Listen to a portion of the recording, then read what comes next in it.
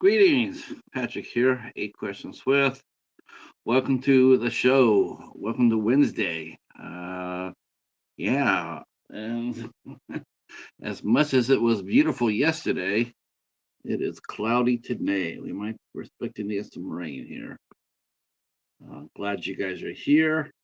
Glad those who came out yesterday. Had a really fun chat with a film director, Austin Galante, about his new film, Sagwan Teeth on a Driftless Road, um, which is a sensational film, and I had a great discussion with him about it. And today we'll be talking with British actress Alina Desmond will be here with us, and she is one of the stars of the new film Piglet, which is uh, one of many films that the Brits have taken on. It seems like this has really rejuvenated their horror filmmaking. There seems to be a lot of people out there now making a lot of films based on the public domain characters, like Winnie the Pooh or Popeye or what have you. And so now we're seeing just a ton of movies coming out over here and from Great Britain that are showcasing that. Hey, Anthony, when are you going to get up to 212?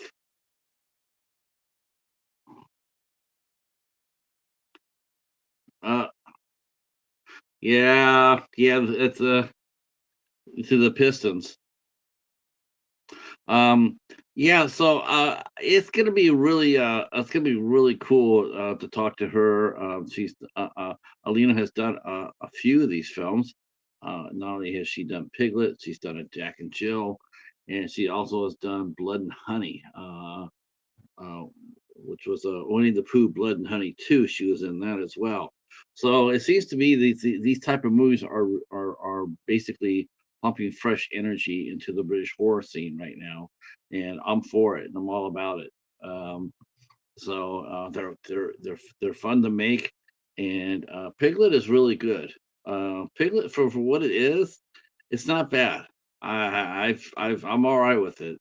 I think part of the big part I had to do with uh, um, our friend Alex, who played Piglet, and he threw himself into it. The rest of the actresses and actors in this movie, while they don't take the movie seriously, it is a tongue-in-cheek horror film, but they really give it a lot of good effort. And I was reading the IMDb, the reviews, and I don't know which movie they were watching because they weren't watching the same one I was. I thought it was a lot of fun. I enjoyed it. Um, I think if anything, they might be spending. We're going to find out how many days it took for them to shoot the film. That's probably the only thing I would sit there and say that's probably hurting them. I mean, the first Winnie the Pooh came out, and it was just so they just could not wait to put it out there on the shelves. And in doing so, they brought on a lot of criticism because the movie looked like shit. Now, but they learned from that. Now, the second Winnie the Pooh movie has come out, and it got a lot better reviews, a ton better reviews, because they had some money and they had some time to take a deep breath and spend a little coin and making it look a lot better. I've always been I'm always one. I'm always a film fan that I rather see a director take his time, he or she take their time to do their movies right, even if it takes a little bit longer. I'm much more of that than I am those who are doing like a 4 day turnaround. If you do a 4 day turnaround or 5 day turnaround, it's gonna be several mistakes left on the playing field, and everybody's gonna see it. So yeah. So Alita will be here shortly. Uh, right before we went up, me and the cheater, we caught the trailer. We caught the trailer for the new Now You See Me movie. So Now You See Me, Now You Don't. That's going to be coming out in summer. It looks awesome. It looks great. Um, all the original Four Horsemen are back, all original. Um, they have Morgan Freeman's back. I'm not sure about Mark Ruffalo. They didn't show him in the previews, and they picked out none other than Rosamund Pike to be the villainess. Man, she makes evil look good, look really good. She always has, right? Uh, I mean, start from Miranda Frost from from the James Bond series, and but she's also a great good girl too. She's of course she was in that movie Gone Girl where she played a villainess as well. But she also plays Moraine in Wheels of Time. So I love Rosamund Pike. I think she's a sensational actress. And my favorite Rosamund Pike movie probably would be Return to Sender. That's a banger. That's a good one. Um, so, all right. Good news is that some of you might have found out that I got to go back to the library yesterday. So we went to the library. We picked up 15 new movie or eight. Yeah, we picked up 15 new movies we picked up yesterday. And wow, that's I haven't had a haul like that in a very, very long time. And ironically, uh, normally when I pull a haul like that, it's always going to be based on donations. But no, the library is calling out they're calling out now that they did their TV series. Now they're doing some of the older movies that they had, so they're calling them out too. So I'm sure for the next couple of weeks we're going to be getting a lot of library books or a lot of library films. So me and the cheetah, we already got one lined up to watch for Friday night for Dollar Theater. So uh, tomorrow night we will be here at 8:30. 8:30 will be our special start time. Uh, um, I better make sure I put my I put my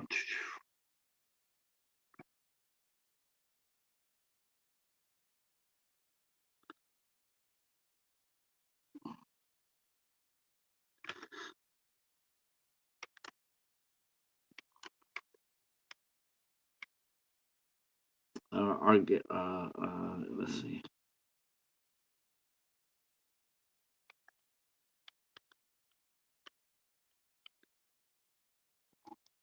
Okay. What's really strange about this interview here is I'm interviewing an English actress.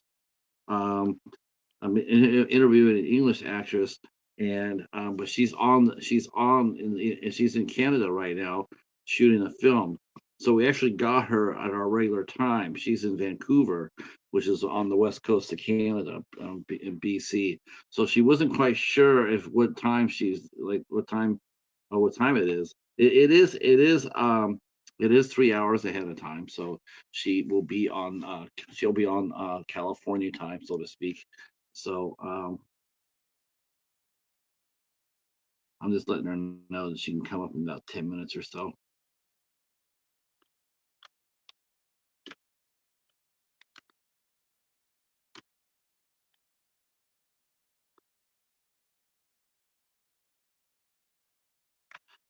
Yeah, because most of the time I would be interviewing her 8 o'clock over in Great Britain, which is 3 p.m. here in the United States.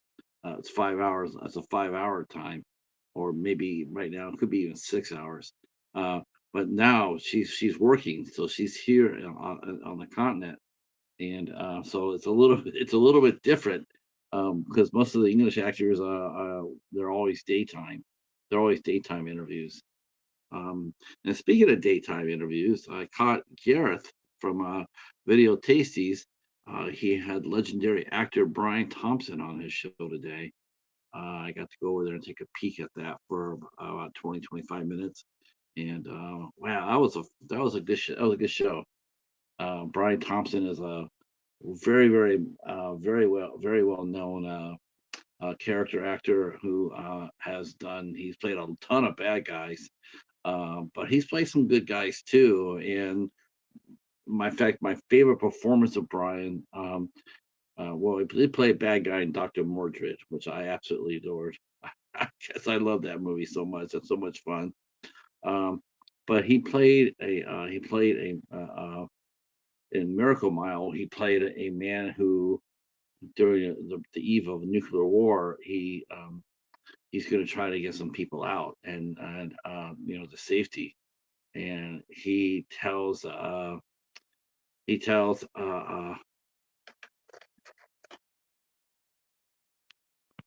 Anthony Edwards that he can fly. He's gonna come back for him, but he says I just want to make sure that if I take you to safety, that my companion can go with me.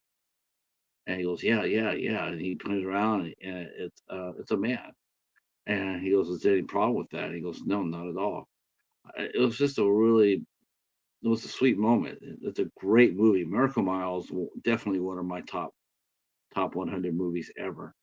Um, Fantastic film, and the ending is unforgettable. Unforgettable ending. I mean, it's an unforgettable film, but that ending is really something else. And I thought Brian did a great job in that movie. And now, though, I do wish though that I did have TV, so to speak, because I guess he's been recurring on 9/11, which just wrapped up its series. Oh my God, TV's so weird now. I don't even know how I keep up with it. I don't know how anybody keeps up with it. So they had a show called 911 that ran for like 8 years. I think it ran for like the first 5 years it ran on Fox. Then they dumped it and ABC picked it up for 2 years. And so they got 7 years out of it, or 8 years out of it. And then they decided that they're going to cancel it. They're going to cancel the show. And then they're going to do another one. They're going to do another one based in Nashville. They're going to start it all over again.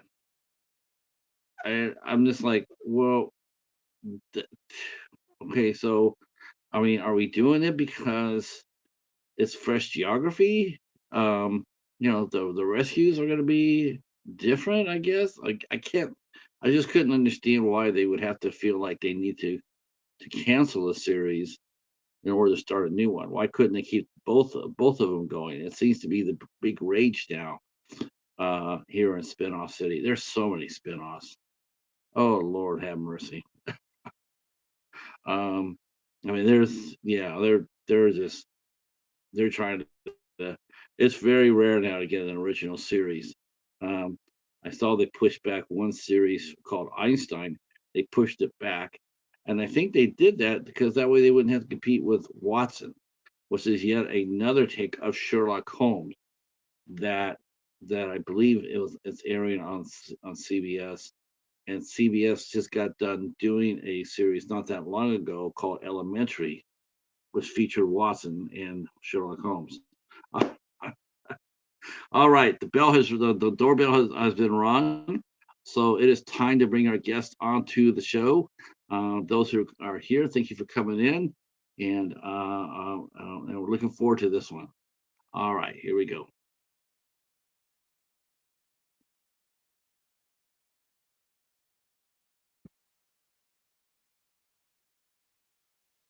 Hello. Hi, Hey, how are you? I'm good, thank you. How are you? Good, good. It's really neat, Alina, is the fact that I actually get to talk to you on our time. Most of the time when I interview the Brits for their films and for themselves, they're in Great Britain. I think you're like 5 hours ahead of us. So and I'm always going up to interview you guys at 3 o'clock in the afternoon. Oh my Um, goodness. so it's really different to be able to come and talk to you. Now it's the opposite. It's like, well, first you're 5 hours ahead of me. Now you're 3 hours behind me. So, um, well, what can I say? I gotta say this right off the bat, but congratulations on Piglet. Thank you. Um, I've been watching for the last year. It's been very, very fun to watch all the fun creature feature movies coming out of there. Ever since Hmm. uh, Jack and Jill, you got Jack and Jill, you got Hook, you got you got Winnie the Pooh. I mean, it's all these type of movies of creatures that are coming into the public domain, into the public where anybody can make a movie out of it. It seems to be really rejuvenating the English horror scene, the British horror community. Um, are you? I guess you're proof of that because you've been nonstop working now for a couple of years. I mean, you're really busy. Yeah, no, I'm super grateful. I moved over. I've been back and forth to the UK my whole life, but I decided to move back to the UK. I was going to pursue a master's in acting, but unfortunately my visa didn't come through in time. So I actually ended up applying, and I was like, Winnie the Pooh, like I've heard of this. I've heard of these guys. I've heard of these guys. I had heard of them, but and I so badly wanted to be a part of it. But like, and being in Canada, like we Vancouver, we have a lot of stuff shot here, but nothing like as cool as like the indie scene goes, or like, I haven't got to work on like any of those like Disney-esque killer characters type of stuff here. So I was super grateful to like audition and come on board when I moved to the UK and like be a part of that universe, because it's like I feel like it is a lot of fun, and instead of paying like a whole bunch of money to do a master's in acting, which is great and all, I was like, I'm just going to do this and experience this and get like firsthand experience on set, and like in terms of movement, in terms of all the stuff like that, I do feel like I got to learn all of that on set. Um, now, so are you a Canadian citizen or do you have dual citizenship? You're Canadian and you have British citizenship. So, I have a visa. So I should have a British citizenship, but my parents, because they moved me over to Canada when I was like 10, I just ended up getting the Canadian passport. But because I have British family members, and yeah, so I'm entitled to work in Britain as well. So technically dual. So that's really so. And and so you decided to base yourself in Great Britain. But what's it like compared, filming both in Great Britain and Canada? What are some of the differences that you've noticed right off the bat? I think in England, the caliber of acting, I do feel like it is a lot more cutthroat. Whereas, like, I feel like in Canada, people like won't be as direct as they are in the UK per se. But also, the like sense of humor is quite different as well. But yeah, I've had positive experiences working in both countries. More so, I worked on bigger productions in the UK, but I get auditioned for huge projects that film in Vancouver. So it's like I've done a lot of indie stuff out there, but I get seen for a lot of bigger projects here. If I'm not mistaken, and everybody knows this, this is gonna have to come up once we mention, once you mention Vancouver and you're working out of there, and you just know this had to come up, and yes, we're gonna go there. But so have you applied for any like Hallmark movies? Some of the more friendlier family movies. Yes, yes. I get sent out for Hallmark. I get sent out for Hallmark. I'm more of a Lifetime girly. That's more like I would love to be on Lifetime, but You rather be running from the killer than going in the two kiss maximum on a Hallmark movie. I get it. Those Lifetime movies are a hoot. I know. I'm like, whenever I get them, they want it. I don't know if I can say what I auditioned for, but basically they sent me over the audition and I was like, are you sure? Like, I don't think they're gonna say yes, like to me doing a Hallmark film. Like if they look me up, like, are you sure? And another Ah, big you know what? You know what? Let me ride to your rescue here. Let me tell you, there are a lot of horror legends that are doing Hallmark movies, both true, both true. both act both acting and directing. There's a lot of horror pedigree in Hallmark. Let me tell you, people sleep on that. They think the Hallmark. They start laughing. But I said, well, you go look at some of the people that have been in those movies, and then come talk to me, because Hmm. there's people in there that done several classic horror films that are now doing Hallmark movies. Hey, Yeah. Mr. Dayton Horror, how are you? How are you? And Alina, how are you? How is it, Alina or Elena? Is it Alina? It's You, Alina, but you can call me mhm. whatever. You can call me anything you want, but just don't call me late for dinner. Um, so yeah, so you know what? I can see you being more of a Lifetime girl though too. You got the femme fatale look about you. You know, Thank you. Thank you. but at the I mean, same I'm time up for though, both. I'm not going but to say no to anything. yeah, but at the same time, Kate was really sweet too. And Kate can bring the noise. Yeah, I was sitting there watching Kate taking care of business in Piglet. I'm like, man, that girl, she's got some swing on her. Hmm. I mean, it was a lot of fun to watch. You know, and what I really liked about it was you got to hit more than once. It drives me crazy. I think it drives all horror fans crazy.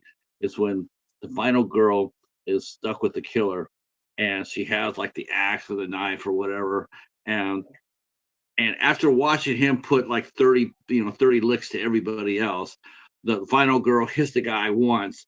He falls down, and she goes, "Okay, that's it." No, I really appreciate the fact that you said, "No, I'm gonna give this guy a beating. He deserves it, and I'm dealing it." But we're gonna get to that in a little bit. Because I want to go into depth in that, and along with I want to talk about your scene partner as well. Let me go to yeah. Okay. Yeah. So that's right. Tom Baker says, "Well, Patrick, most famous American actors and actresses start in the Roger Corman horror movies, and those were really known to be really cheap movies that are just made really fast on the cheap. But yes, Roger Corman developed a lot of stars. He discovered a lot of stars and put them in his movies. And Hallmark is that way too. Hallmark, they are a machine, and they have a really good eye on spotting talent. I mean, they're always looking for fresh faces. So the movie master, hey, welcome in, movie master. Let's see. Also, she big fan of yours. Thanks for the work that you do. That's awesome. So you have fans here. I appreciate that. Um, so how did you get your start in acting? I mean, were you here in Canada or in Great Britain? And what led you down the road to becoming an actress? When I actually started when I was when I was quite young, like when I was like 7, 8, I started doing like school plays and stuff like that. And when my parents moved me over from the UK to Canada, like we were going through like a lot of troubles and I was like failing at school, but I would always like get all of the leads in the school plays and like it motivated me and and it just I knew that I was good at something and it helped me like escape. So it was like a form of escapism from like, the realities of like what I was dealing with at home. And when I was like 18, 19, I applied to go to UCLA. So I went over there and I did a program there on acting. I had to move back, of course, back to Vancouver, and I got signed with an agency and I was doing it here and there. But I decided to fully give it a go. But then unfortunately the pandemic happened and it was no longer in-person auditions and it was all self-tape, self-tape, self-tape. And we came to the world of like TikTokers and big names and I appreciate that. I appreciate everybody who works hard, but I just felt like I was never going to get seen as an actor because you're just like in a box. You're just like this small tiny like and you never get a response. Like even I would go for like the biggest, and you're like, is anybody? I was starting to go crazy, so I was like, I gotta do something. I gotta do something. So I just got inspired, yeah, to go to the UK, and the Masters thing didn't work out, but joining the Winnie the Pooh Blood and Honey Two gang, that ended up being an amazing thing, and I love B movies. Like I grew up on like I've seen all of the Sharknadoes. I've seen Piranha 3 Double D. Like I've seen like I was like in love with Eli Roth. Like I would definitely love to work with him. Like yeah, I've always been into like this type of genre as well. So it makes me happy that I'll get to go down in this type of genre. I'll be known for something. Now, did you say that you love the genre? What are some of the what are some of the actors or some of the horror movies that you liked when you were growing up? When I I was mean, growing up. So, I really loved the actress. Emily Browning. She was in Lemony Snicket's, the one with Jim Carrey. I also really love Mia Goth. Like, she's somebody that definitely, like, she kills it every single time, pun intended. I do, I really vibe with, like, the strong female character. I love, um, girls that are just creepy. Like I love a good creepy gothicy type of character and like type of girl. Like I really am drawn to that, and I feel like I'm so like ecstatic that I like get to kind of be a part of that genre too. what attracts you to the dark side? I mean, most actresses they're hoping to play that glamorous lead role, but you seem to really like the dark role. What attracts you to that? I mean, is that what you're looking for? If you get like 10 scripts and five are dark and five are light, are you going to read them all, or are you just going to read the dark side? I'm happy to read anything. I'm happy to explore it in like any type of role that I'm given into. But I do generally prefer like weirder aesthetic, type of roles and characters. And the more maniacal, the more crazy, the more, character development I get to have. Like, I think the more fun it is for me. But, you know, whatever I would love to do, like, a very like leading type of like more softer role too one day. Like I don't know, like I would love to do that as well. Like that would be definitely a challenge because I'd be like, I don't have to scream, I don't have to be maniacal. Like what is this? Yeah, because like I said, I mean, you played a great final girl. I mean, you didn't even there's girls that that just you just they have that aura around them. I'm not sure if it's in the casting and the auditioning or whatever, but when they've most of the horror movies when they do find their final girl, it's pretty much spot on. It's like nah, she didn't work out. Like I think the only time I ever saw a girl, final girl in a horror film, I'm going like, I'm not feeling that at all. But it wasn't her fault. It was the way the plot was, the way the script was in the remake of Friday the 13th. But Mhm. otherwise, yeah, because the sister got kidnapped, and Yeah. at the very last minute, she escapes, and Danielle Panabaker's character, who's been there the whole movie, she dies, and I was like, yeah, that's not right. It should, Mhm. um, but it does take a certain aura, a certain kind of personality to play a final girl and to carry it off. I mean, you could stick anybody in there, but it doesn't, just because you can doesn't mean you should. You should really try to work hard on getting a final girl that's believable. That's what I mean. I was really blown away by your performance in Piglet. It was really good. It was strong, and I like that. I like a good strong character, a female character. Let's see. Tom is here, and he says, Patrick, Alina reminds me a lot of horror actress Barbara Steele. Yeah, yeah, I can see that. Barbara Steele. She was Stop. I'm gonna Google. Oh my gosh. Barbara Steele. yeah. Do you know who she? Have you seen her work before? No, I'm Googling. I'm Googling. Maybe I Oh, have. oh, yeah. One sec, Oh, one God, sec, one sec, one sec. She was a legend. Oh Um, wow. No, I yeah, should. I like her look. You know what? I'm gonna have to watch some of that stuff. yeah. Ooh. There was two from there was Barbara Steele, and then there was another one named Ingrid Pitt. Okay. Very huge, very big in the '60s. Very, very well known in the '60s. Hammer films. Um, okay, so now you're 18 or 19, and you're gonna throw your weight into it. So, what was your first film? Or what was your first film that you worked on that you were on set for? So the first one that I booked, I actually booked out here, and it was called Zareen. It was an independent film. Unfortunately, it never made it out, but that's okay. I got to work with a lovely child actress, and it was fun. Like it was an amazing shoot. We had horses and everything like that, so it was a big budget shoot, but it never came out. And then the second one was like I think it was called The Chant of July, and it was just another indie film in the UK. And then I started applying to the Winnie the Pooh 2 and stuff like that, and I booked them. So yeah, I was gonna ask you, how long did it take to shoot the Winnie the Pooh movie? How many days did it take for them for you to shoot that?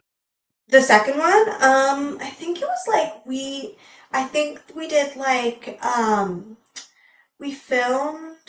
I know it was over 3 months, and then they took like a couple week break, and then they went back to reshooting as well. So it was fun because I got to be like on the first week I was there, and then I came back like 2 months later, which is when we were filming the rave scenes. And it was funny because like um when I first got there, it was the first week of shooting, and everyone was like, because there was a huge budget in comparison to the first one, so everyone was like, "Woohoo!" Like, we got this. And I get back there like 2 months later, everyone's exhausted and like, "We got this, Mhm. we got this." Yeah, I commented on that before you got here about how, once the public domain thing went out there, everybody's at the starting line. And it's like as soon as it said, okay, you could go ahead and make your movie with these characters, I mean, it was a race to see how fast anybody could get anything out. And the guy who did the first Winnie the Pooh, I think his movie was out. I mean, it was ready to go. And as soon as they said, okay, I think he was already selling it or at least playing it at the cinema. But you're right. I mean, it didn't. I mean, yes, it came out, but people really just like they weren't impressed with it because it looked like it got made in a day and a half. But the second one, that's what I heard. I mean, the second one is light years ahead of better than the first one, and everybody has says so. I read I read the critics and other horror fans, and they said that compared to the first one, the second one is so much better. Yeah. And I was really curious to see how long it took for you guys to film that to turn it around because I don't know about you. I mean, how do you feel about shooting on a 5-day schedule? Like, okay, we're gonna shoot this movie in 5 days. Does that inspire you as an actress when you hear that going like, we're gonna make a movie in 5 days? Does that inspire you like like as far as yeah, we could do it, or like, oh, this is gonna be a train wreck? I mean, I think because I'm so dedicated to the craft, and like I really want to put my best foot out there. I do think that a lot of us actors are quite motivated to do a good job and to like, we have such good camaraderie. But I think obviously people get tired, and but it's like that in the bigger budget ones too, because for example, I got Seen for a Lifetime, and it had huge names on it, and like I had this huge audition, 3 pages. I had 1 day turnaround, and it was going to film next week.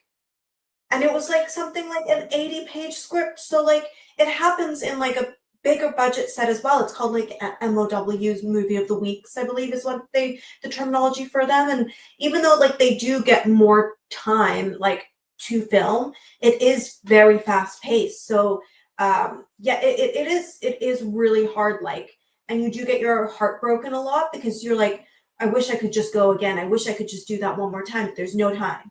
Like you basically have to get on and hit your mark, or else it gets cut, and you don't. And that's the unfortunate part of it. So you really have to come like prepared and bring your best foot forward if you want to look semi okay.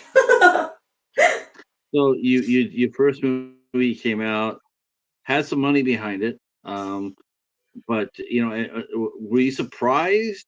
Did you know that part about the movie making business, that sometimes a movie will it could get made, or and not it might not be able to see the light of day. It could be like 70, they might get 75% of it filmed, but then they run out of money and the movie doesn't get released. Were you aware of that when you were when you started in the business? Like that was part of the risk, that maybe the movie that you're spending your time on, you've invested in it, it might not make it because a lack of budget or some other outside force. Like I never thought like I would be the one like to experience stuff like that. But evidently I did end up experiencing stuff like that. And it is heartbreaking, and you really like always you're professional, you show up, you do the work, and it's just sad when other people like may not have that in mind. Yeah, I mean it's let me go over here. Let me see this. Movie Master says the second film was better, but he actually liked the first one. It's like you like the first one for the idea of the idea, the idea of Winnie the Pooh. But I would like to go. I would always like the second one, because there, like I said, there's more time, there's more, and you don't feel rushed. I mean, sometimes I'll read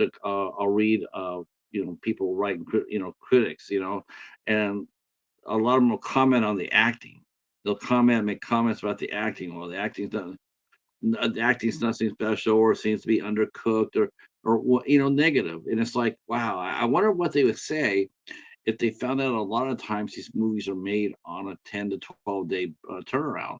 It's like you don't have time, like you said, you don't have time to rehearse, or to, I can't even imagine what that would be like, to turn right around, read, and turn around and go back and be expected to do an 80-page script the next week. I don't even know. I don't even want to even think about the pressure that you were under for that.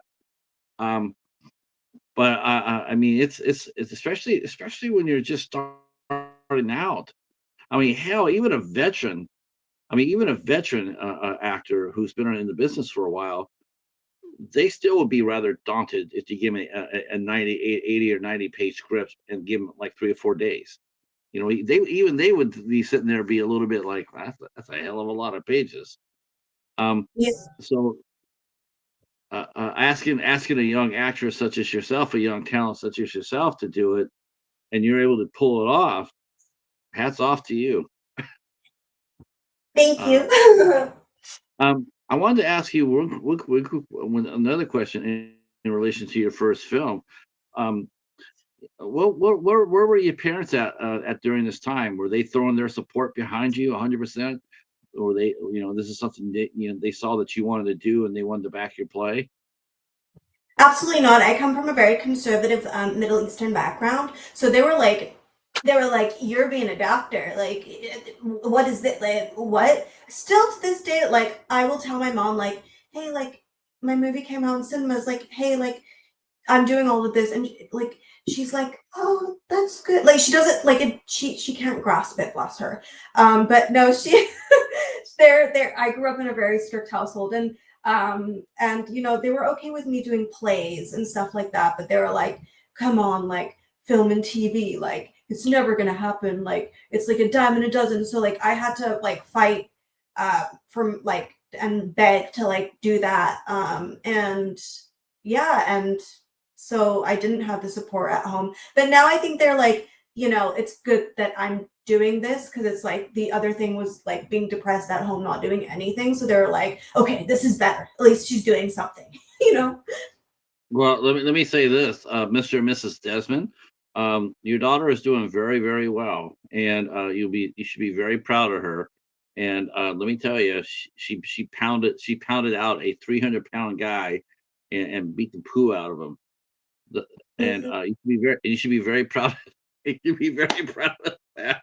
I think it's awesome. I do. I do. I think Kate is a badass.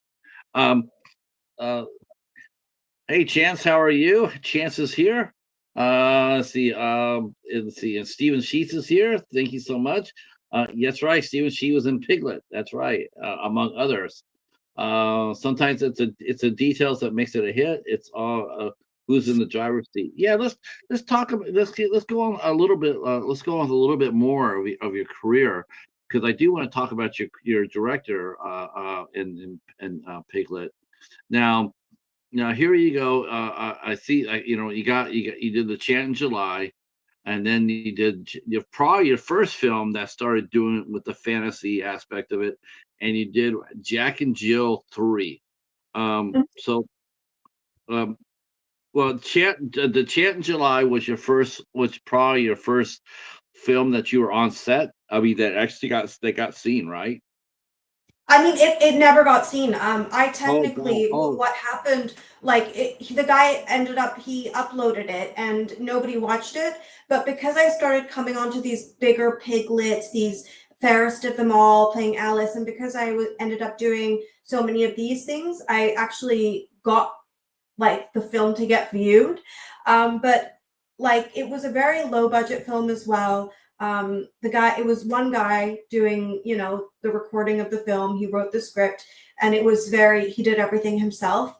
But it was great fun to experience, and it helps me, grow in my feel. Like, to like be a lead in anything, it like is someone saying like, "Hey, I think you're good at this. I want you to be on my set." So I was grateful to be a part of that, even though like it didn't really get seen by that many people. But yeah, just no, but there was no budget there, so that's the right. unfortunate part of these low budget shoots. So you go ahead and now you go to Jack and Jill. Now, did Jack and Jill get out there in the public eye? Let me think, let me think, let me think. I don't think so. I don't think so. I don't think so. No. Yeah. So you got that, but it happens. Then you worked up on hard copy. Well, somebody saw these movies because they have ratings on them. So Oh they did God. get released. Yeah, they did get released to the public, of course, according to IMDb. Um, oh, don't worry about that. If a good horror film, the lower the ratings are, the lower like the ratings, the better the movie is. It always is the case. The more independent a horror film is, more likely it's always going to be really it's going to be better. It's when you get out a major studio film, somebody like an A24, and they wouldn't know the a hole, they wouldn't know a hole in the ground from real horror from independent horror. Um, for the most part. Okay. So what was the first movie that you did that got released to the public that you were able to show your friends and your family? Look, I'm in this movie. What was your first what was your first project? I think, yeah, so it was the Chant of July. It just got like very low views. So it just got uploaded. I think the guy got it on Prime and Tubi, so that was uploaded there. Okay. And then we did Shockwaves 2, which was that was a disaster film. And I think that got released on Prime. Then I started booking the Jack and Jill 3. Then after that, I got to be in, what was it? Oh God, now I'm not even remembering. But Hard copy. Hard copy came after Jack so and Jill. No. yeah, something like that. And then was like Winnie 2, and then I got Piglet, and then I got Fairest of Them All, where I got to play Alice. Yeah. And that was one of my favorite, like, I loved being in Piglet and Fairest of Them All, like portraying Alice in Wonderland. I think that was such a special opportunity. And it was really fun to play in that opposite a really good cast and crew. Now, what was it like? I mean, what was it like? Was it hard for you to, did you have to audition for the for Piglet? I mean, how did you get to meet Alex? Did you get to meet Alex before you started shooting? What was your first impression of being on set on for that one and meeting your castmates? Because that's a pretty big cast you got there in Piglet. There's a lot of actors in that one, and that's what I mean. And what was it like? What was it like meeting some of your castmates? Yeah, I mean, he was amazing to work with. He was great as Piglet. He, bless him, he has to wear that like big mask and suit and everything like that. And he's just the friendliest guy ever. So it was really hard to be scared of him because I'm like, I know that there's just such a nice guy under there. It really was acting because he's such a sweet, like, sweetheart. And anybody that has to wear that mask, well, I don't know how they got it on their head. Like I could never. Like my hair is too thick. It's too frizzy. I don't know how they did that. But it was also amazing to like meet the other girls and and stuff like that. And the location was beautiful. Um, and yeah, I didn't have to audition actually. The producer saw my previous work in like Jack and Jill 3 and all those lower budget ones, and he obviously was happy with my performances there. And you know I I I I love being a part of that scene, so he offered me the lead role, and I was like, of course. At first, I was like, the lead role. Do you mean you want me to be Piglet? Like and he was like, no, you're Kate. So yeah. Uh, you mentioned something that we have. I was talking with a filmmaker yesterday, and we've been talking. It seems like this week all of a sudden this came out of nowhere, and you just mentioned again tonight. When I asked you what was it like, between Canada and Great Britain, and you mentioned in Great Britain it's rather cutthroat. Now cutthroat can be many different things, but it was cutthroat like if there's like, did you mean like if there's one role, there's like 10 people willing to do whatever to get it? It's just a lot of people looking for that one role, or is that what you meant about being cutthroat? A lot of people auditioning for one or two roles, and working hard to get it, or did you mean like people trying to like maybe sabotage you a little bit? Have you ever experienced that? I think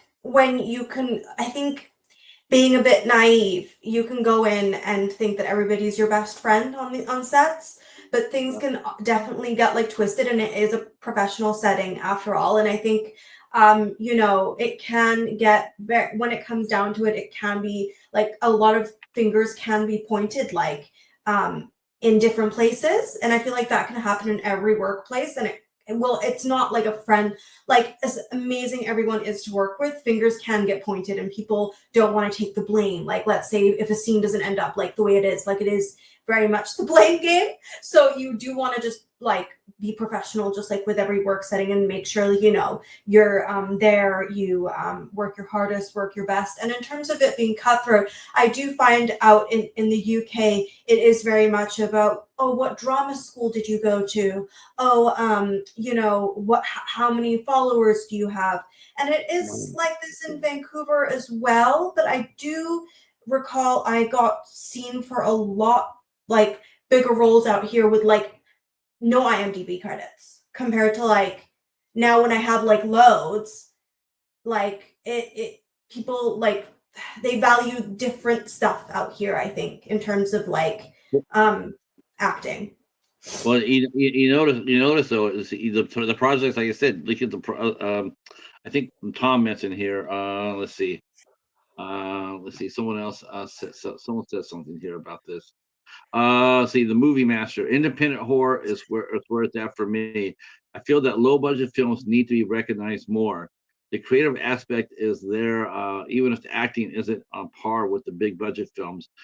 And that's what I mean. I mean, I don't look. I mean, I don't go to IMDb. I don't that or Rotten Tomatoes dictate. And I think pretty much. Let me just put this to the chat. Um, if a horror movie comes out on if you're scanning IMDb and you see a horror movie and it has a rating of 3 or below, does that make you want to see the movie more or make it see less? Me, it's always more for me. If I see a movie with a 2.5 or 2.7, I'm so there. I'm all in. Except for maybe I mean, I watch so many low budget films. I love them. And I also know too that the rankings are people who just don't understand it. They don't understand, they don't understand how much blood, sweat, and tears and no budget it takes to put out a good horror film. Um, Tom says he never looks at IMDb. Uh, Larry here. How about this? Very hard to trust Rotten Tomatoes. I don't trust Rotten Tomatoes at all. No, Uh, neither do I. I think it's all bought. there is our friend Mike over there in Japan, hanging out with Guy Gan. That's right. Give shouting out to Guy Gan. Hey Mike, how are you? Hey Patrick and Elena, all the way from Japan. He's on his honeymoon and sharing a pizza with Guy Gan. All right, I love it. Only for bios. Uh, and yeah, cat and crew. See, that's what I'm saying. I could tell you, you could tell these are horror fans right here because they're not paying attention to the rankings. They're just seeing who's in the movie. They're seeing the cast and crew. Who's that's the love of the craft. That's the love of the genre. Um, Hmm. so, um, let's see. But yeah, but the other part about it, I did not know that. I did not know. Like someone walking up to you and walking up and saying, "What school did you go to?" I was like, "Well, what does it really matter what school I'm going to? I'm sitting here on the same set with you." You know, Hmm. it's like I might not have been to the Royal Academy, but yet you and I are still standing on the same set. Hmm. So I hope it's that's a little something to learn. Um, so how do you prepare for your character? Let's talk about Kate, since Kate is in Piglet. So you got the role of Kate, and how much time did you have to prepare Kate? How much did you have? What did you do to make her character come to life? Yeah, so I basically I was like, okay, well, I did a lot of research, so I did me B movies, watched a lot of that, and I was like, oh, taking a part of all of the final girls and seeing like what I could bring out of each of my favorite final girl to Piglet. And I think I definitely wanted to emulate some of Mia Goth's energy. I'm a big lover of hers, as well as I don't. Now I'm like blanking. I'm like just Mia Goth, but yeah, like I said, Emily Browning. She was the creepy girl in Ghost Ship. That was a really good character. I really liked that. And I basically watched, Rob Zombie's Texas Chainsaw Massacre. I'm a big fan of Rob Zombie, and I prepared that way, and in your head, it's always a lot different than when you're on set and you meet your cast and the dynamic and all of that. It really comes together. But I tried to research in watching B movies, I suppose. But yeah. Are you talking about the Emily Downing? Are you talking about the one from Ghost Ship from 2000? Hmm. Oh my god! I was going like I've heard that name before. Yeah, with the infamous opening scene, the little Hmm. girl. Yeah. Oh, that's awesome. Is she still acting? Yeah, yeah, I think she is. She's like she does. She's one of these actresses that like I think she's just. I follow everything that she does, and she has kind of like taken uh, the darker roles and the darker genre. I think, but she is working and she is putting good stuff out there. But she is like one, and she was in Sucker Punch. I think Zack Snyder's Sucker Punch that came out like quite some time ago as well. But she's definitely one of the creepy girls that I aspire to be like. Yeah. One of my favorites is in that movie too. Gentleman Alone. Oh yeah, yeah. She's Yeah, amazing. Jenna's the queen. She's so badass. Yeah, Love she's amazing. And in the Hunger Games, I feel like she just stole. She's the one of the scene stealer. yeah. The scene stealer. He just absolutely stole Catching Fire. It's just she Mhm. was so badass on that. Oh my Yeah. god. Yeah. All right. And Ghost Ship, man, I love Ghost Ship. Ghost Ship is, I mean, yeah. Oh, let's see. There's some people here sharing some let's see. Steven's got a question. Says at the in the final fight of the film, Christopher uses an axe and kills Winnie the Pooh. Did that happen? I guess that must have been in the second movie. Oh, Christopher, Christopher. Okay, so this is my pet. Is the final fight of the film? I guess Christopher Robin, and I guess he's fighting Winnie the Pooh. God, this is this is awesome. He takes uses an axe and kills Winnie the Pooh. Did that happen? Did that happen? Did that happen in the second movie? Uh, I don't know. I have not seen the first two of those movies, Stephen. To be honest with you, I saw Piglet, and I loved it. I think it's fun, and I love the. What makes up a good final girl for you, Alina? I mean, what makes a good final girl as far as you wanting to play it? What are some of the attributes and qualities that you look for in a character like that? Is she able to convince her audience of her survival? And can we see on screen like for example, Kate's just had her whole life like emptied out. Like she's watched friend after friend after friend die, and it's like, is the rage there? Like when she gets that kill, like is the memory of all of her friends there? So I do feel like when we can connect with a character and really see them almost take over as the killer is Yeah, what makes a good final girl. sort of like Tommy Jarvis in Friday the 13th. Mm. Yeah. Wow, that's cool. Yeah, you're absolutely right. Um, you're absolutely right. Well, did you tell your director from the movie? Did you tell him, or was it in the script for you to hit Piglet more than one time, or was that your decision? Um, so in the script, it was completely different. So we changed, like the director changed everything at first. So when you see me run him over and him hit the tree, that was actually supposed to be how the film ended. But because the distributors really loved the film, they were like, we need something more. We need something more. They actually flew me back because Piglet was supposed to be released in cinemas originally. Unfortunately, it didn't end up becoming that way, but that's all right. It still is amazing. I got to fly back, and the director just said go for it, like just go for it. And I went for it, and I climbed on top of Piglet, and I got to climb out of a like burning car as well. Like that was fun, that was crazy. We lit a car on fire, like that was amazing. um, but yeah, no, the director was like, okay, go. And I was like, and then he'd go cut, and I would sort of look up and be like, is this too much? Like, and he's like, no, this is No. great. And so I just made it up as it was. I think I was so tired that I was just like, I'm just gonna go for it until I pass out or someone else cut. Where was Hey Frog? Let's see. Chance has a question. Alina, what was one of the most difficult scenes in the shoot? What was your how about this? What was your most difficult scene to shoot in your so far in your career? What's the one scene or the one that you had the most that was most difficult?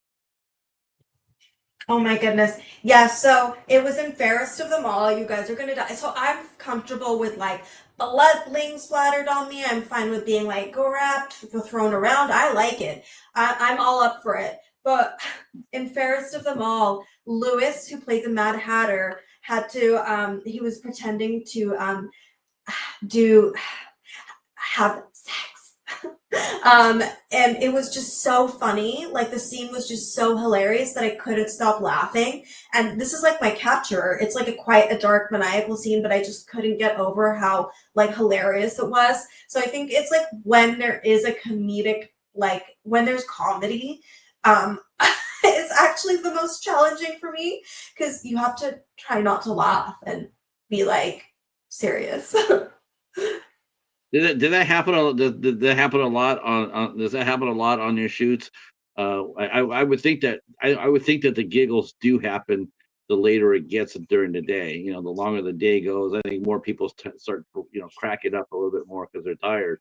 Um, how do you avoid that you yourself? I mean, have you ever done a scene of like a heavy dramatic scene, and then you just get the laughs, you get the giggles, and have to has that happened to you yet?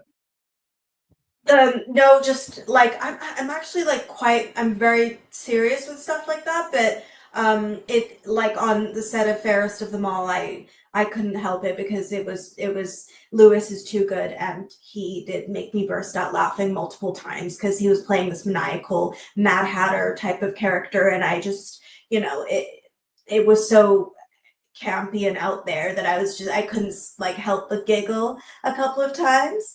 But yeah. And oh, and when I was acting with my co-star Shaylee, I think at one point she gets shot in the leg in Piglet and ends up landing on me, but we obviously ended up like landing in the scissoring position.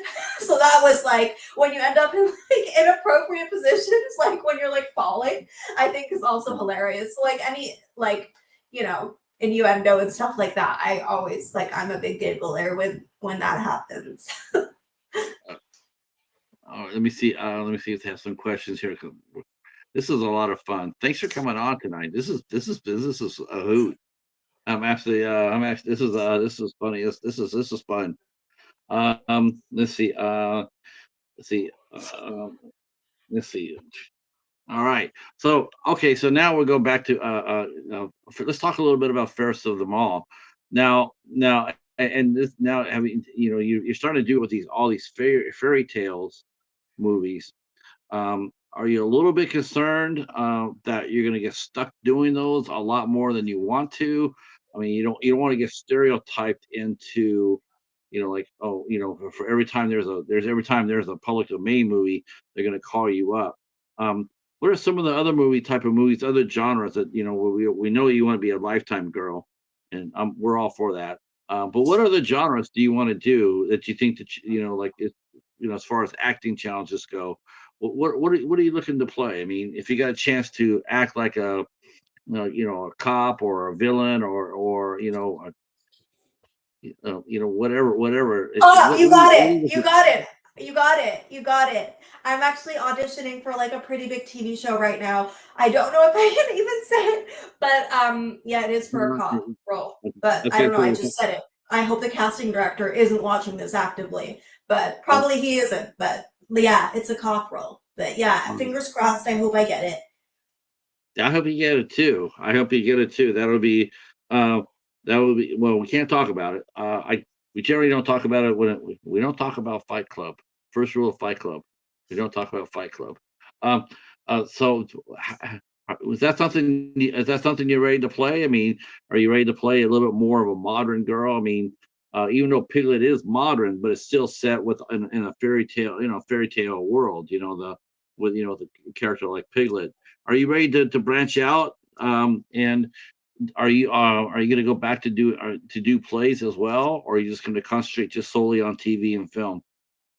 I think that I do want to navigate myself and work locally in, the Vancouver scene. I do want to jump on, like, I'm happy to do that type of stuff, but I really want to start working as like a Vancouver local and do more of, like the Lifetimes, the Hallmarks, the HBOs. Like, I'm happy to like take that on. I do feel like I have done my fair share of Final Girl stuff, but I would, but if Eli Roth calls me and is like, "Hey, be in my film," I'm not going to say no.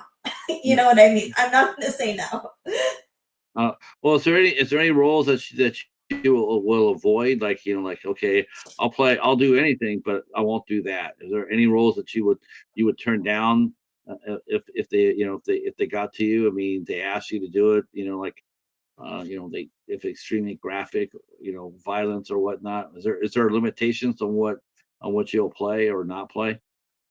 No, I think I'll do everything. I think you know, I no, I think I'm happy to do Yeah, everything. Like, yeah. yeah, I'm not I'm surprised you said happy. that. I'm not surprised you said that because since you said you loved Rob Zombie, and he's got a reputation as he pushes the boundaries for violence in his films. Uh, Yeah, uh, I love his films like House of a Thousand Corpses. Like I remember I would go out on dates and I would like be like, let's watch this movie, and like my dates would be like, what the, like there's something wrong. Like they wouldn't call me back for a second date. They wouldn't call me back for a second. They were like, this is so weird.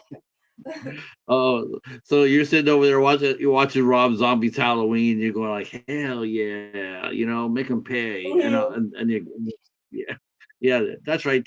Yeah, string that guy up. I know, and I would Um, be like, I don't understand why I'm single. Like I would think that you would think that it was cool. Like, Yeah, you think of fine. Well, though, you know what it is though. Final girls. It's one thing they do. That's the reason why they're final, because the boyfriends never make the movie either. Um, oh they, yeah. yeah. I mean, we always talk about the final girls, but to me, it's like, what about the final? What about the final guy? The boyfriend. Look at some of the ways he goes out. I mean, Mm, there's final guys. They die some hard deaths. yeah. But I Let's mean, see. worth it. Uh, um, what do you do to keep yourself? What do you do to keep yourself busy? I mean, as far as acting goes, do you go to classes? Do you go see plays? I mean, how do you keep your motor running in between projects? Yeah, so I go to a lot of classes out here in Vancouver. When I was at training in England, I did a stunts and weapons class. So I'm trained in weapons as well.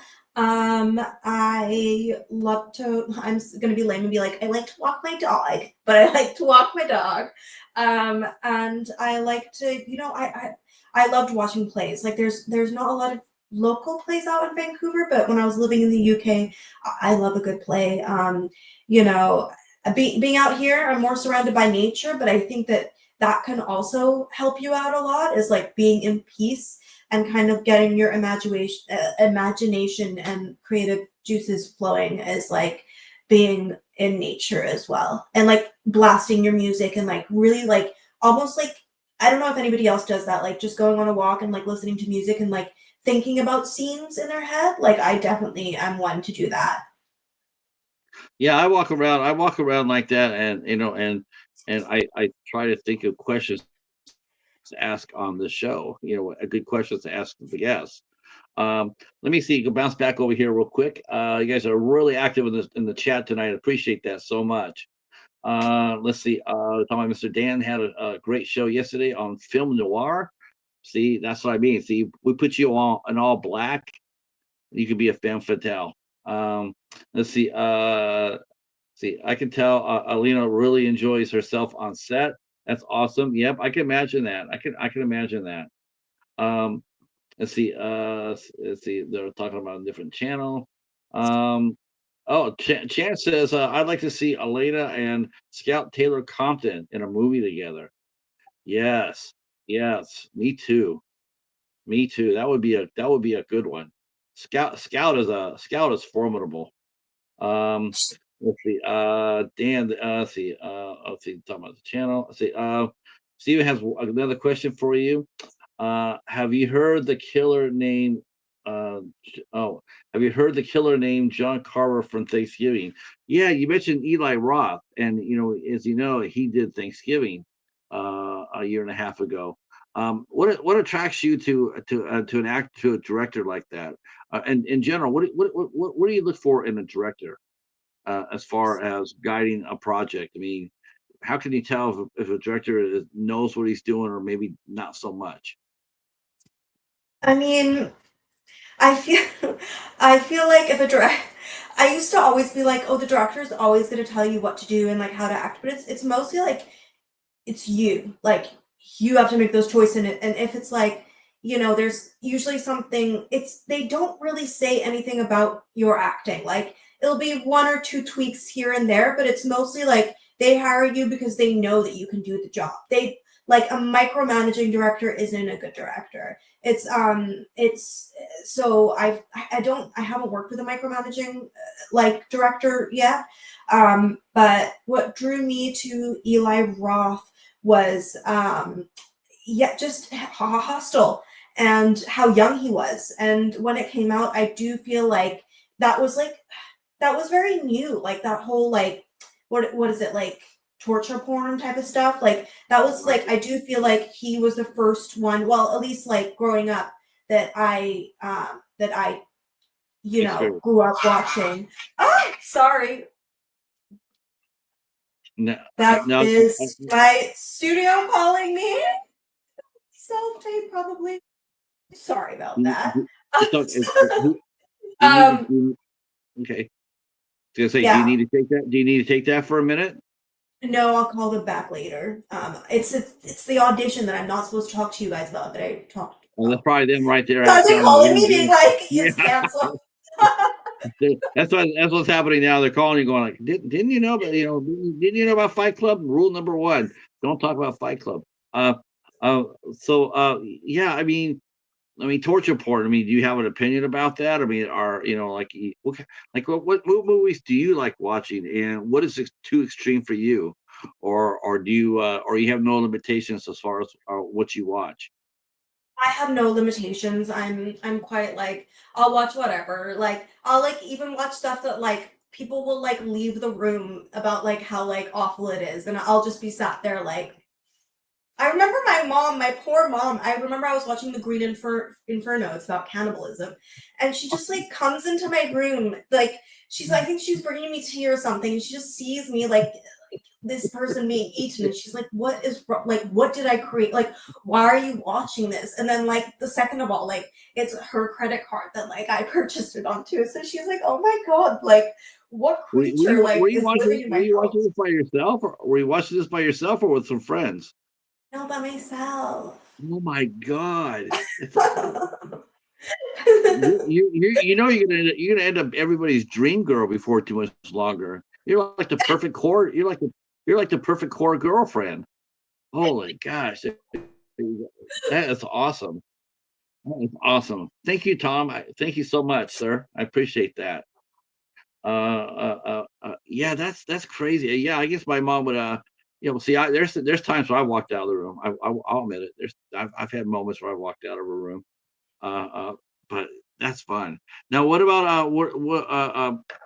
I know you're just barely getting started in your career, and what are some of the things that you've picked up since you first started? What are some of the things that you learned? Like we are, we can talk about this a little bit. I mentioned you meant, because it seems to be like I don't know what it is. It seems like once it gets spoken into the air, then everybody's talking about it. And one of the things you mentioned before about when you're, when you were talking about, people were cutthroating a little bit, is the social media aspect of things. What's your opinion about that? About people asking you, asking or casting social media stars instead of real actors. What do you feel about that? Do you feel like they're taking jobs away from you when the casting Yeah. director? Yeah. I mean, to each that like I respect that this person has obviously worked hard and built their social media following, but then it's like what is us actors like going out and doing our degrees and doing these classes, like where does that leave us? Like you know what I mean? And it's like how can and then I don't know what to be then because I am so very much like inside of me is so actor driven and like film driven and theater driven that it's like I don't know like how I would then be like an Instagram like somebody that garners that like that viewership in that way and each like I respect that I respect everybody's hustle like they've obviously like made their page that way like they're creative in a different aspect but for me like I've always grown up very theater and film driven, and I've always listened to commentaries on like directors' commentaries and stuff like that.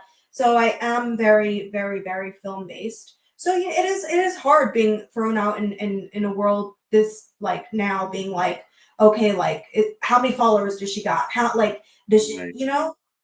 whereas before it was just more so like, um, and they see more people now too. Whereas before it was like it wasn't the self tapes; it was that you were in person. So now they see something like 100 actors in for like one role. Whereas before you would come in, you would work odd jobs here and there, and they would see maybe 8 people, and you would connect with a casting director because you would be in the room and they'd see, oh, this girl's on time, she's memorized her script. Like how, because now how do you know like with self-taping, like are they actually just having a teleprompter there, like are they actually going to come to set and be dressed and professional and know how to work with people, whereas like before that wasn't the case, you could really prove yourself and make a name for yourself and get seen by certain directors and casting directors, and yeah. Yeah, I'm not a fan of that either. I mean, I'm not a fan of social media numbers being part of the process. I just feel it has nothing to do with it. I mean, that's like to me, it's like walking up to a casting director and asking them the same question: How many people are following you? You Hmm. know, you're a casting director. How many? Well, probably not that many. Well, does that mean that you can't do your job any less than that person there? What Hmm. I have more followers. I'm not a casting director, but I have more followers than you. So Hmm. do I get your job because of that? I Hmm. mean, I'm with you about that. I don't like it at all. And it's and and then I read today about I guess Natasha Lyonne is now doing a movie. She's going to direct her first movie, and it's going to be half and half. It's going to be half half practical, and it's going to be half AI. And I'm just looking at that Hmm. going like, why doing that? Why are we open Pandora's box? I mean, Also, you why open not the just box. do the full fit? Do you know what I mean? Like you're like STEMmy with actors, but also like a. Do you know what I mean? Like just do one or the other. I don't. Yeah, I don't get it because it's like, man, it's like you're doing this, you're using your name to make it happen. But I don't think the AI I don't think it's I mean, sure, technically speaking, it's brilliant, but it's a horrible thing for an actor. It's so threatening. It's like, wow, you could actually get away with that. You could actually get away with that without, you could pay what half your crew. You could get rid of half your crew, and wow, instead of spending $2 million, I could make $1 million and shoot it with AI. Yeah, but Hmm. you just put other people out of business. Hmm. That's Hey Andre, how are you? How are you? Let's see. Yeah, the Tom's right. Instagram and influencers, it's a whole different animal. It really, really is. I just can't. It just, it just bothers the shit out of me seeing that. And I just don't think it's just a good idea. I think it's, I'm going to do half and half. Why do it? You're only going to open up the Pandora's box. If you get away with it here, I'm not looking to take anybody's job, but that's what will happen. Whether you intend to or not, if you use AI, you know, that's what's going to happen. Why for art? Like, do you know what I mean? Out of all of the things that like we could be using it for, like, Mhm. you're just choosing to go for art. Like, do you know? It doesn't make sense. Like, because that's the No, one thing that I feel like is so human. Is like I don't know. I'm gonna go into like no, no. philosophical. It's just a concern. And people are gonna be like, is she taking some? Is It's she on the it's YN tour? I mean, pretty soon I'm going to watch a movie saying, is it live or is it AI? So what are the Mhm. things like I asked you earlier? I was like, what are some of the other things that you do for fun and hobbies? Like, what's your favorite food? What do you? What's if you have a day off and you could do anything, anywhere with anybody? What would you do? I mean, where would you go and what would you do? I really like road trips. I like hiking. I love hiking. I love a good hike. I like to so I also like to go. I know this is weird, but When it's like really dark at night, like at night, I like to go and like go UAP hunting, so like UFO hunting. So like you just sit and like try to see if like you can see any of like the flying objects. I know it's weird. It's weird. It's weird. I love a good podcast. Um, but yeah, that's what I like to do. And horror films and films in general, not just horror films, but like I like to watch movies. I'm a big movie buff. I still go to the cinemas. Um, yeah, I want to watch The Sinners. I have yet to watch that. And then they have the Final Destination, the reboot coming out Right, right. in like a couple of weeks. So that's what I'm excited to Yeah. see. There's the probably the best kill in the whole series is in Final Destination 3, and one of those actresses went on to become a big Hallmark director. Uh, and a couple of really well-known horror directors, Fred Olen Ray and Jim Wynorski, they went over and directed Hallmark movies. Let's Hmm. see. Chance wants to say he wants to ask you a question. Elena, would you ever consider moving to Hollywood? Uh, is that the goal to do? Do people still have that as a goal as a working actor to go to Hollywood? Or I mean, because you go to Great Britain, you go to Vancouver, you really are. I mean, what are you missing if you're not in Hollywood? I mean, when I like I did when I was younger, like I got into UCLA, and it was kind of my dream to go out like and be in LA and like do it there. But I was just too young. Like I think now if I was able to get the opportunity to go out to LA, I would 100% do it. I would 100% take it and just go back and forth between Vancouver, LA, and the UK. I love America. I'm actually trying to get like work in the States more. I would love to like work in the States. I, yeah, that would be like my dream is to move to the States. Yeah, it's really hard to get a work permit though. So Yeah. fingers crossed if it comes through. Especially now, since our president has declared war on anybody crossing our border, right? Mhm. Um, yeah. Uh, uh, what are some of your favorite what are some of your favorite movies that you've seen so far this year? I mean, This year, I mean, this year, you got this you got a year. few you got a few people here that want looking to go to a movie. What should we go watch? Mm, one sec, one sec, one sec, one sec, one sec. Sorry.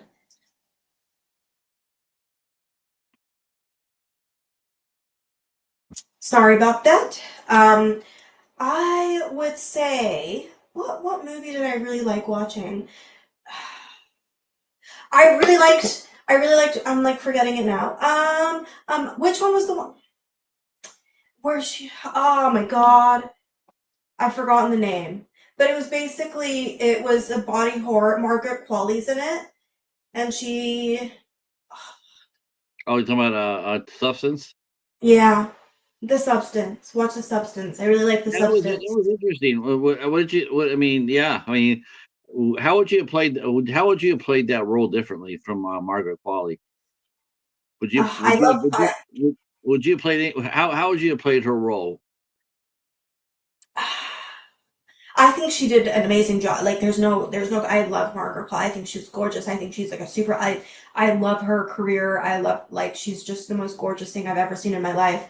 But I think I would have played it maybe a bit more bitchier because I do feel like she was still quite nice. And it was like the end where she like totally flipped out. But I was like, she could have been a little bit meaner to her. Do you know what I mean? Like she was really sabotaging her. I was like, I feel like I would have been a bit more mean to Yeah, yeah. the That person makes sense. abusing me. That makes sense.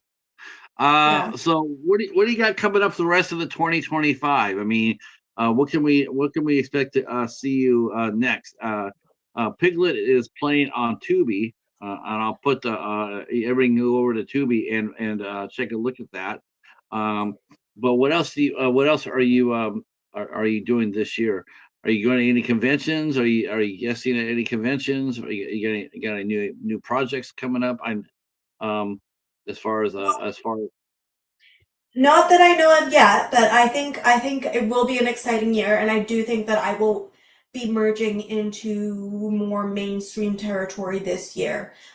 Let's see. I've been put out for pretty big stuff here now, and I'm focusing on my auditions and making sure I bring my A game to the Vancouver scene. And yeah, so hopefully breaking into, I love indies, and I love low budget. I love getting to, Me because you get to bring so much of yourself to it, whereas I do imagine on a bigger budget, like very maybe, a set where there is a producer, like, and well, not that there's no producers, but like, where it is very scripted and you don't get to really have a say on it.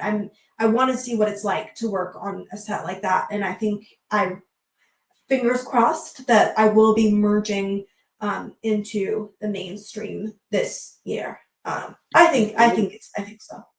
I think so too. Why not? I mean, and you're pretty fearless too. That's for sure. That's one thing I think any director that would, or casting director that would get from watching this, is the fact that you're fearless. That mean that you'll do, you'll play any role. Uh, Mhm. um, as far, in a horror film, as long within reason. I mean, well, again, it's like once it gets spoken into the air, then we have to talk about it a little bit. But um, this seems like the last couple of weeks, all of a sudden, out of the blue, we're starting to see a lot of the horror actresses. They're starting to sort of revolt a little bit against gratuitous nudity. There's been a lot of girls out there sitting there saying that they don't want to do that shit anymore. That they've been all, every time that they get sent a script, there's always a news scene in there, and it doesn't do anything for the film. Um, what's your opinion about that? I mean, is that something that you already, it's an automatic no for you? Um, to in that regards. The thing is like, I think that I am willing to do a lot, and I am quite on the shyer side of when it comes to stuff like that. Sure. But I it really does it, like, if like, the thing is like, I don't know, because it's like, do I like, what does it bring to the script and to the scene? Like, if it's something that's like very tasteful and like something that like it's part of the story and like carries significance and Hard, hard to do artsy, that. then I It, would, it, be want to do it. But like, if it's just, like for the sake of it to get viewership, then what's the point? Like, do you know what I mean? Like, people they have sites to go on to look at that. Why are we why are we like subjecting actors to that? But I'm not saying I wouldn't. It's out of the realm of things that I would do. uh, Film director Michael Menard just walked in through the door. He's a terrific director based in Iowa. Getting ready for his new movie coming out pretty soon. Says, "Hello, everybody. I do love a good fearless actor." Well, I can tell you right now that Elena would be a fine matchup with Jeeves. They could be a killer combo assassin duo. Uh, uh, no, Michael is a fine director, and his new movie's coming out really soon. Um, yeah, I like that too. It's funny though. You mentioned about how, and to me, this is the truth. You mentioned how it has to be important for the movie, and you have to mean something. I love horror movies as well as anybody, but I got to tell you, I've never seen a horror movie where where it's like, I've never seen a horror movie where that has actually been important. A nude scene. It's never been important. It's never been, oh wow, if they didn't have that in there, this movie would have sucked. Mm, I've never seen that in horror at all. Something like a Postman Ring Twice, that sort of thing. A movie like that, like a film noir, where it does fit the story. And there's depth in it. It's not based on just that one scene. I dig that. I can handle that.